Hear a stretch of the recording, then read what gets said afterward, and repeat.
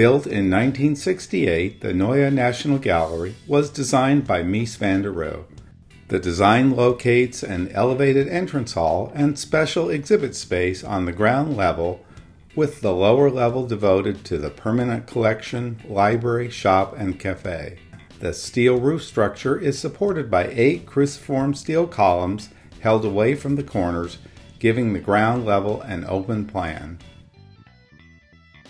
Chipperfield Architects completed a respectful renovation in 2021 that preserved the significant elements while preparing the building for its use as a modern museum. Try the Museum Cafe or Viet Bowl nearby. Enjoy your visit to Berlin.